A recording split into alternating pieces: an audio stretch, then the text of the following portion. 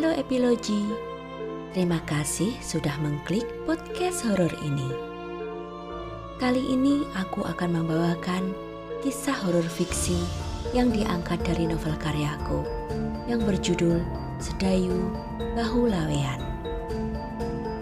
Saat ketiga orang lelaki yang dinikahinya tewas beruntun dalam kondisi yang mengenaskan, orang-orang mulai menyematkan sebutan perempuan bahu lawean pada diri Sedayu. Mereka percaya ada makhluk yang menguasai tubuh Sedayu dan akan membunuh siapa saja yang mencintainya. Mampukah Sedayu melawan kekuatan jahat yang menguasai raganya? Untuk mengetahui kelanjutannya, silakan siapkan posisi ternyamanmu dan selamat mendengarkan kisah horor persembahan dariku. Semenjak kejadian itu, perilaku Sedayu berubah. Gadis itu menjadi sering keluar rumah saat tengah malam. Setiap kali Nyai Sumirah mendapati pintu depan terbuka, ia akan menemukan Sedayu berkeliaran di sekeliling rumah di dalam kegelapan. Ia juga suka mengunyah segala macam bunga, terutama yang berbau harum seperti melati, mawar, kantil, dan kenanga. Beberapa kali sang ibu melihatnya asik memetiki bunga melati dan mengunyahnya saat tengah malam di halaman samping rumah mereka. Sedayu kini memiliki dunianya sendiri. Gadis itu suka berbicara sendiri saat di kamarnya, saat memandang cermin, bahkan saat ia bersama dengan orang lain.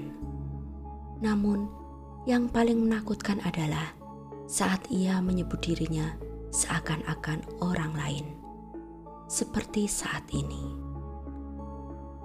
"Semalam kau keluar lagi, Nduk?" tegur Nyai Sumirah. Sedayu menelengkan kepalanya sejenak sebelum melempar seutas senyum manis kepada sang ibu. "Tidak, ia hanya duduk di ruang tamu." Nyai Sumirah bergidik mendengarnya. Perubahan sikap Sedayu membuat Nyai Sumirah ketakutan. Anehnya, perilaku ganjil itu hanya ditunjukkannya di rumah mereka. Sedayu masih bersikap wajar seperti gadis-gadis biasa bila berhadapan dengan orang lain. Nyai Sumirah tahu ada yang salah, meski ia tak mengerti apa itu dan bagaimana cara menghadapi Sedayu.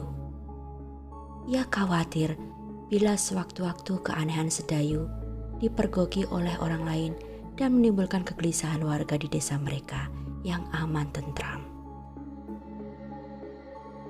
Seperti yang terjadi pada malam itu. Selesai memasak, Sedayu menyiapkan 4 buah piring di atas meja makan sederhana mereka. Bukan hanya itu saja, ia juga mengisi 4 buah piring itu dengan nasi dan lauk pauknya dalam porsi yang sama. Nyai Sumirah dan Said menatapnya keheranan. "Kita hanya bertiga, Nduk. Untuk apa kau menyiapkan 4 buah piring beserta lauknya?" tanya Nyai Sumirah. Ia merasakan bulu kuduknya meremang. Said yang sedari tadi diam saja, kini beringsut mendekat pada ibunya dengan raut wajah ketakutan. Sedayu tersenyum. "Kita harus menghormati tamu, Mbok. Ayo sekarang kita makan. Aku sudah lapar sekali." Sedayu makan dengan lahap sambil sesekali mengerling ke arah kirinya, ke bangku yang kosong. Said yang duduk di seberang Sedayu makan dengan ragu-ragu tanpa berani mengangkat kepalanya. Jemari tangan kiri Nyai Sumirah mengelus kepala anak lelakinya, seolah mengisyaratkan agar bocah itu tak perlu takut.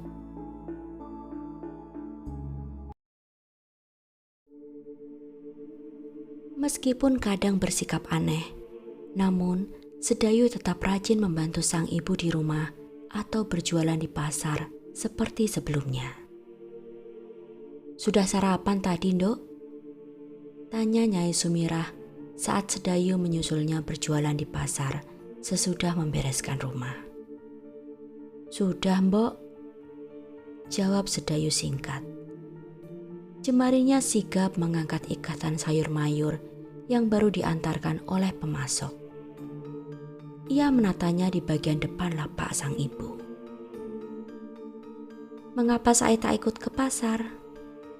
tanya Nyai Sumirah. "Tadi Tomo menjemputnya, Mbok.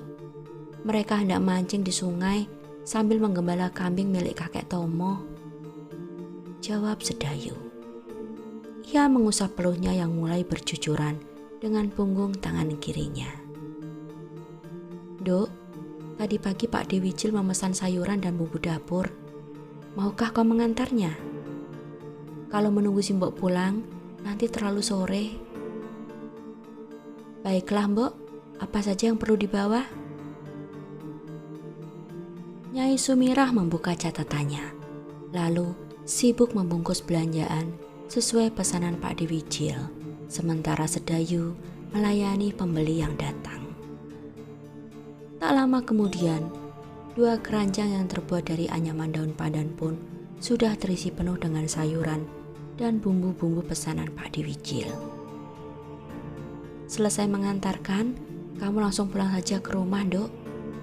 Nggak usah kembali ke pasar, nanti kamu kecapean. Siapkan saja sayuran untuk makan malam kita. Nanti biar Simbok yang masak setibanya di rumah." Sedayu mengangguk patuh, lalu mencium tangan sang ibu sebelum meninggalkan pasar. Dengan 2 buah keranjang belanjaan yang terikat di kanan dan kiri boncengan sepedanya, Sedayu mengayuh sepeda itu pelan-pelan.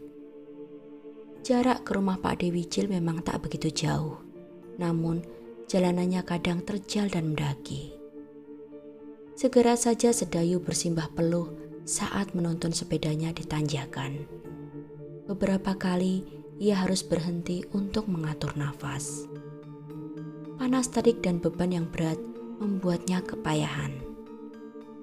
Di bawah sebatang pohon jambu air tak berbuah yang tumbuh liar di pinggir jalan, Sedayu menepikan sepedanya dan berteduh barang sejenak.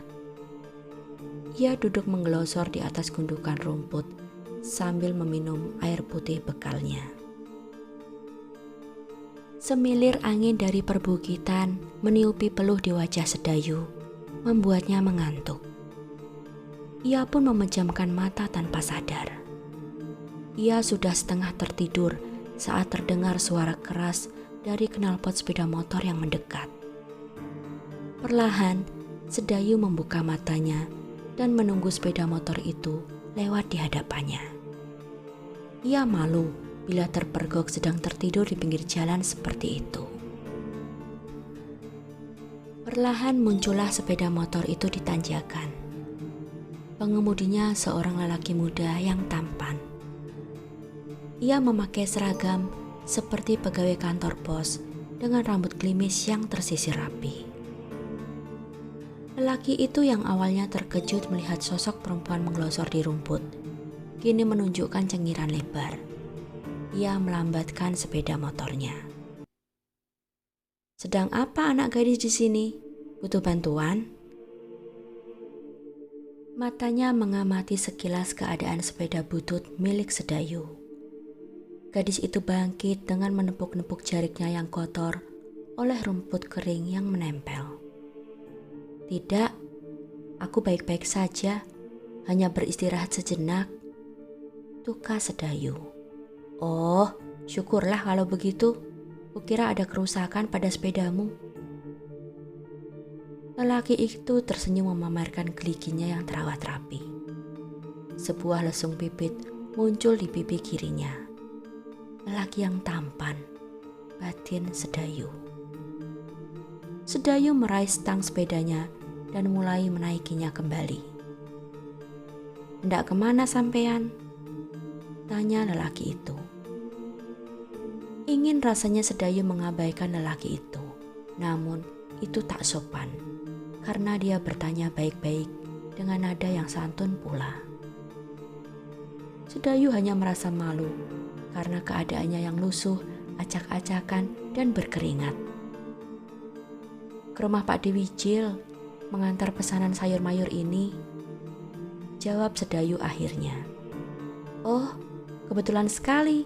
Aku juga mau ke sana, mengantarkan surat untuk beliau. Kita searah, ayo kita sama-sama." Sedayu mengangguk dalam diam. Ia mulai mengayuh sepedanya beriringan dengan sepeda motor yang dikendarai oleh lelaki itu. "Oh ya, siapa namamu kalau aku boleh tahu?" "Namaku Aji Saka." "Aku Sedayu. Apakah kau seorang pegawai kantor pos?" "Bukan, aku adalah calon suamimu." Lelaki itu menjawab dengan raut wajah serius. Namun, sedetik kemudian ia tertawa terbahak-bahak saat melihat ekspresi terkejut di wajah Sedayu. Sadar dirinya sedang dikerjai, Sedayu pun ikut tertawa sambil menggeleng-gelengkan kepalanya.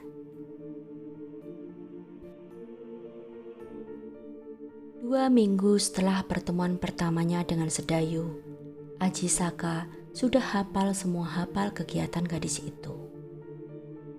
3 kali dalam sepekan, Sedayu akan belajar di balai kelurahan pada pagi hari hingga waktu zuhur tiba. Ia bersama para gadis remaja dan wanita dewasa lainnya belajar membaca tulis, menjahit, membatik, menenun, merajut, melukis, merangkai bunga, memasak, dan berbagai keterampilan lainnya. Sedayu suka sekali melukis. Awalnya karena Bu Lurah pernah memberinya hadiah peralatan melukis. Wanita itu tak memiliki hobi melukis. Ia hanya menghargai pemberian dari Mevro-Diana, istri dari Kolonel Erik yang membawanya langsung dari Belanda. Semua orang di balai kelurahan mendongakkan kepala saat sepeda motor Aji Saka berhenti di halaman. Pemuda itu membuka penutup kantong kanvas yang tergantung di bagian belakang kanan dan kiri jok sepeda motornya. Para wanita, terutama para gadis, saling berbisik-bisik dan tersenyum mengerling saat Aji Saka melintas di hadapan mereka dengan membawa setumpuk kertas. Sedayu melirik sekilas, namun segera kembali menekuni kanvasnya. Aji Saka menemui Ki Lurah Yoso untuk menyerahkan beberapa surat dan dokumen, serta menitipkan 4 lembar surat untuk warga desa itu. "Nih, ada surat untukmu." Suara itu mengejutkan Sedayu yang sedang asik melukis. Ia berbalik dan menatap wajah Aji Saka. "Surat? Untukku? Dari siapa?" tanya Sedayu keheranan. Seumur hidup, ia belum pernah mengirimkan sepucuk surat kepada siapapun. Lalu, siapa pula yang sudi berkirim surat kepadanya? Aji Saka hanya mengedikkan bahu dengan raut wajah datar. Setelah Sedayu menerima surat itu, Aji Saka pun berbalik dan berlalu. Dengan tak sabar, Sedayu meletakkan kuasnya dan membawa surat itu ke sebuah bangku di samping kelurahan. Ia merobek tepian amplop berwarna putih polos itu dengan hati-hati, seolah itu adalah benda paling berharga yang pernah dimilikinya. "Temui aku di tepi telaga sebelum kau pergi ke pasar. Tertanda A." Sontak pipi Sedayu memerah saat membaca surat pendek itu. Ia tak henti-hentinya tersenyum. Dimasukkannya kembali surat itu ke dalam amplopnya, lalu diselipkannya di balik setaken. Berusaha bersikap wajar, Sedayu kembali ke balai kelurahan. Surat dari siapa, Yu? Tumben kamu dapat surat? Tanya Warti dengan tatapan menyelidik. Dari Pak Lekku, jawabnya singkat. Nggak mungkin, Pak Lek yang mana lagi itu? Warti mencibir, disambut cekikikan para gadis lainnya.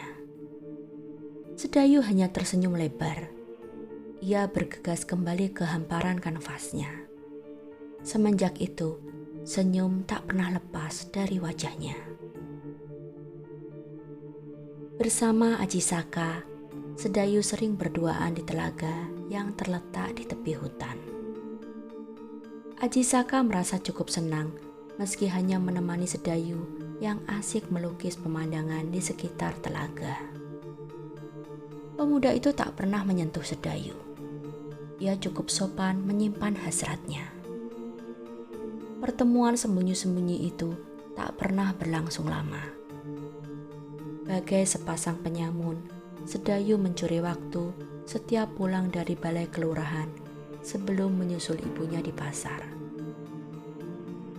Waktu yang bersamaan dengan waktu istirahat Aji Saka dari pekerjaannya. Mereka tak ingin memancing perhatian warga.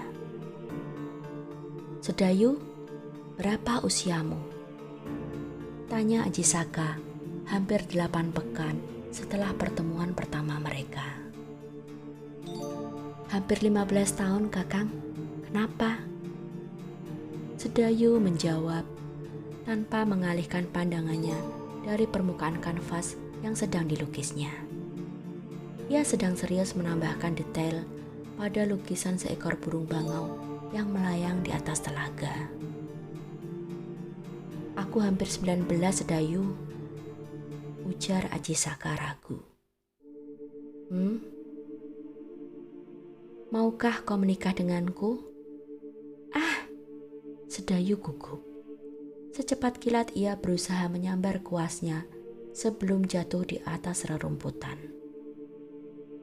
Perlahan ia memalingkan wajah, memandang malu-malu pada pemuda tampan itu. Meski tiap malam Aji Saka mengisi mimpi-mimpinya, meski tiap helaan napasnya tak lepas dari bayangan wajah pemuda itu. Namun, pertanyaan barusan tak urung membuatnya terkejut sekaligus melambung di awang-awang. Perasaan yang luar biasa aneh. Kakang sehat kan? Candanya kikuk. Tentu saja. Kini, katakanlah, apa kau mau menjadi istriku? Kali ini Aji Saka memberanikan diri memegang ujung jari Sedayu. Ia dapat merasakan jemarinya sendiri bergetar. Jari Sedayu terasa sedingin es. Untuk pertama kalinya, gadis itu merasakan sentuhan seorang lelaki, selain ayahnya yang kini sudah tiada. Ia seperti merasakan sengatan listrik ribuan volt. Telak menohok jantungnya. Iya, aku mau, Kakang. Tapi aku harus tanya Simbok dulu.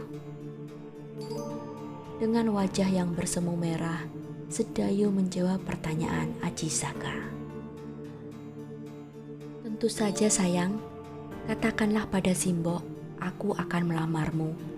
Kapanpun beliau siap menerima kedatangan keluargaku. Baiklah, Kakang. Aji Saka memajukan wajahnya, lalu dikecupnya kening calon istrinya itu. Mata Sedayu berkaca-kaca, hatinya membuncah bahagia. Senyumnya merekah saat mereka berpisah dan meninggalkan telaga.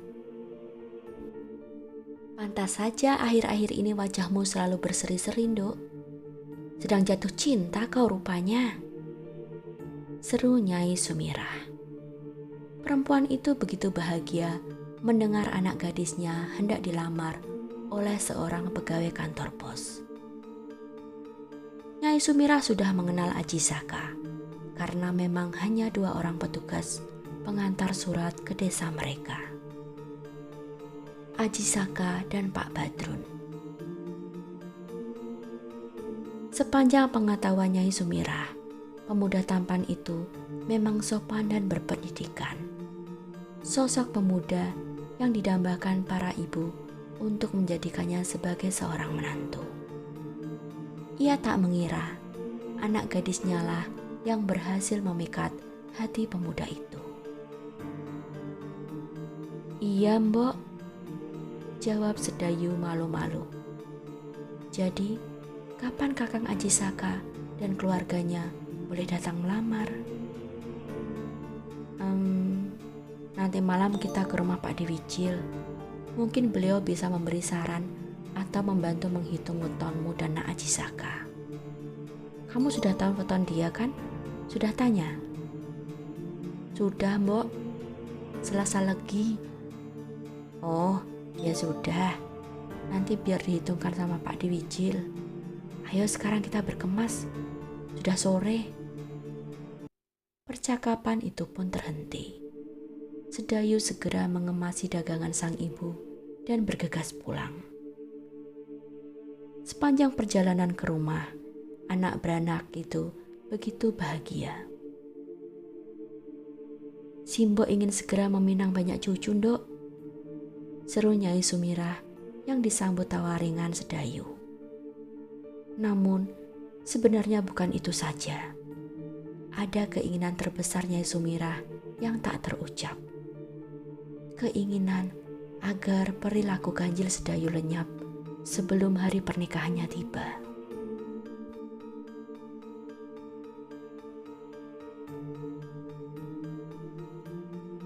Nyai Sumirah memutar tubuh sang putri setelah menautkan kancing terakhir di bagian belakang kebaya pengantinnya.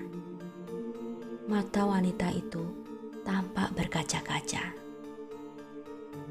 "Seandainya bapakmu masih hidup, beliau pasti akan bahagia sekali menyaksikan pernikahanmu dengan Aji Saka, Ndok," ujarnya lirih. Jemari Nyai Sumirah bergetar saat merapikan untaian bunga melati segar yang menjuntai di bahu kanan Sedayu. Sedayu menghirup napas dalam-dalam. Aroma melati di sanggulnya, tebaran kelopak mawar di atas ranjangnya, kuntum-kuntum kantil di atas meja riasnya, serta irisan daun pandan dalam bokor berisi air, menciptakan atmosfer yang menenangkan dan menyenangkan batinnya. "Bapak ada di sini, Mbok. Beliau pasti bahagia kok," jawabnya sendu.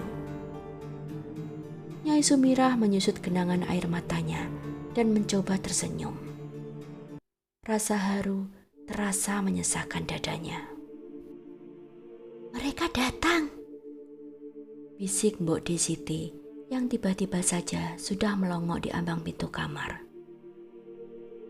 Nyai Sumirah lekas-lekas membubuhkan sedikit bedak, lalu merapikan kebayanya di depan kaca. Sang juru rias membantu Sedayu untuk mengenakan selopnya, lalu menuntun gadis itu untuk menyambut kedatangan rombongan keluarga Aji Saka. Rombongan itu terdiri dari iring-iringan 8 buah kereta kuda yang penuh sesak dengan para penumpangnya. Aji Saka dan kedua orang tuanya berada di dalam kereta yang terdepan, disusul oleh saudara kandung dan para kerabat di belakang mereka. Kereta pertama berhenti di depan pintu rumah Nyai Sumirah yang meriah dengan hiasan janur kuning dan rangkaian bunga-bunga segar dalam bokor kuningan yang besar. Dari dalam rumah, Sedayu memandangi calon suaminya dengan hati berdebar kencang. Perasaan bahagia, gugup, cemas, dan malu membuncah jadi satu, menciptakan bulir-bulir keringat di dahi dan hidungnya yang sudah terpulas rapi dengan riasan wajah.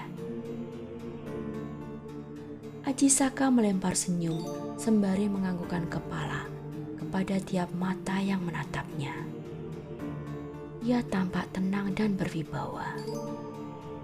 Para tamu undangan berbisik-bisik mengagumi ketampanan calon mempelai pria itu. Satu persatu, para tamu mulai memasuki rumah dengan membawa bermacam hantaran untuk Sedayu. Penata rias menggandeng tangan Aji Saka untuk dipertemukan dengan Sedayu yang sudah duduk bersimpuh di atas karpet, siap untuk melangsungkan ijab kabul. "Kamu cantik sekali, calon istriku," bisik Aji Saka saat ia sedang bersiap duduk di sebelah Sedayu.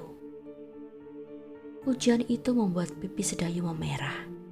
Ia menunduk, menyembunyikan senyuman malu. Tak berselang lama, penghulu pun tiba. Ijab kabul segera dilaksanakan. Dengan Pak Lek Suwito yang menjadi wali bagi Sedayu, ijab kabul itu pun terlaksana dengan baik. Kedua mempelai bertatapan mesra. Aji Saka mengecup kening Sedayu yang kini telah resmi menjadi istrinya. Nyai Sumirah yang semula terisak menyaksikan prosesi ijab kabul, kini tersenyum sumringah kepada para tamu, sembari mempersilahkan mereka untuk menikmati hidangan yang tersedia. "Sekarang kau sudah resmi menjadi istriku, sayang," kata Aji Saka saat mereka sedang berada di dalam kamar pengantin untuk berganti busana. Sedayu hanya menjawab dengan senyuman. Ia memejamkan mata saat sang suami memeluknya dengan erat. "Sebaiknya kita segera kembali ke depan sebelum para kerabat mencari kita." Cengiran muncul di wajah Aji Saka saat mengatakannya. "Tunda dulu mesra-mesranya, nanti malam saja. Sekarang, ayo ku bantu untuk mengganti kebayamu, Nduk," sela Budarmo sembari menggelar di atas ranjang busana basahan yang akan segera mereka kenakan. "Oh, aku lupa kalau Budarmo ada di kamar kita, sayang," gurau Aji Saka yang disambut tawa sang istri. "Sudah biasa aku dilupakan oleh pasangan pengantin yang sedang mabuk kepayang," balas Budarmo sambil tertawa.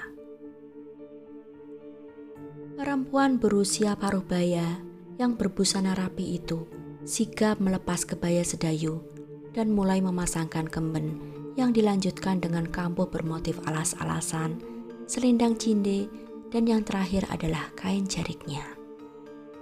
Budarmo juga membantu Aji Saka berganti busana yang bermotif senada dengan busana Sedayu, lengkap dengan keris dan perhiasan kalung ulurnya. Kini, kedua mempelai itu siap menemui para tamu dan kerabat mereka. Selepas zuhur, pertunjukan tayub pun dimulai. Para lelaki pecandu tayub sudah tak sabar untuk segera menari dengan para penari yang tersohor akan kecantikan dan kemolekan tubuh mereka. Dengan 10 orang penari, pertunjukan itu pun akan berlangsung hingga dini hari nanti. Menjelang petang, Aji Saka dan Sedayu sudah berganti pakaian dengan busana yang lebih nyaman. Mereka pun sudah tak sesibuk siang tadi. Kini hanya beberapa orang tamu yang bergantian mereka temui di ruang tamu. Sebagian besar adalah kolega Aji Saka di kantor pos yang datang bersama selepas jam kerja. Semakin malam, semakin gegap gembita pertunjukan tayub itu. Suara musik gamelan menelusup hingga ke seluruh penjuru desa, meliuk di sela batang pepohonan, menembus dinding-dinding kayu dan bambu, serta menyusup atap genteng dan sirap, membuat para warga berbondong-bondong untuk melihatnya. Mereka laksana sekumpulan laron yang menghampiri cahaya. Tak mengherankan, hiburan seperti itu memang sangat jarang di desa mereka. Biayanya sungguh mahal, hanya orang-orang berada yang bisa menanggap pertunjukan tayub dari grup yang terkenal seperti itu. Kedua orang tua Ajisaka adalah salah satu dari mereka. Ajisaka dan Sedayu sudah merasa kelelahan setelah menjalani persiapan dan prosesi pernikahan sejak dini hari tadi. Mereka pun bergantian mandi. Dalam ruangan kamar yang semerbak dan gelap gulita, mereka berbaring saling berhadapan. "Bagaimana perasaanmu?" tanya Ajisaka. "Bahagia, sangat bahagia, Kakang," jawab Sedayu lirih. "Aku juga. Kemarilah sayang." Ajisaka beringsut mendekati tubuh Sedayu yang sedikit gemetar. Gadis itu merasa gugup dan bahagia sekali di saat yang bersamaan. Ajisaka mulai melepaskan satu persatu kain yang melekat di tubuh istrinya. Di depan rumah, suara tabuhan gamelan pun semakin menggila. Pasangan pengantin baru itu mulai kehilangan kendali, hingga mereka tak menyadari ada selarik asap hitam yang keluar dari punggung Sedayu dan kini membentuk sosok hitam di pojok kamar. Demikianlah akhir part kedua dari kisah horor yang berjudul Sedayu Bahu Lawean. Apakah kalian suka kisahnya? Silakan tinggalkan komentar, berikan like, share, dan subscribe channel ini agar kalian mendapatkan notifikasi setiap aku mengupload part berikutnya. Terima kasih.